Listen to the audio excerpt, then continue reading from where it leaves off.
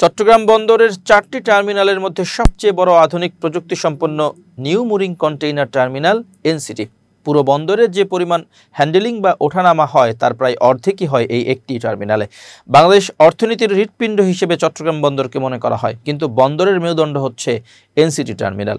সম্প্রতি টার্মিনালটি পরিচালনার জন্য সংযুক্ত আরব আমিরাতের প্রতিষ্ঠান ডিপি ওয়ার্ল্ডকে নিয়োগ দেওয়ার উদ্যোগ নিয়েছে সরকার। তবে অভিযোগ রয়েছে দুবাইয়ের প্রতিষ্ঠানের আড়ালে বন্দরের নিয়ন্ত্রণ নিতে চায় ভারত, কারণ ডিপি ওয়ার্ল্ডে ভারতীয় কর্মকর্তাদেরই আধিপত্য। তাদের মাধ্যমেই বন্দরটিতে নিজেদের নিয়ন্ত্রণ রাখতে চাইছে দেশটি, যদিও এই প্রক্রিয়া শুরু হয়েছিল পতিত আওয়ামী লীগ সরকারের হাত ধরে। বন্দরের মাফিয়া হিসেবে পরিচিত তৎকালীন প্রধানমন্ত্রী শেখ হাসিনার বেসরকারি খাত বিষয়ক উপদেষ্টা সালমান এফ রহমানই প্রথম বন্দরে বিদেশি অপারেটর নিয়োগের প্রক্রিয়া শুরু করেন। তার মধ্যস্থতায় পতেঙ্গা কন্টেইনার টার্মিনালকে সৌদি প্রতিষ্ঠান রেড সি গেটওয়েকে আর এনসিটিকে ডিপি ওয়ার্ল্ডের হাতে তুলে দেওয়ার প্রক্রিয়া চূড়ান্ত হয়।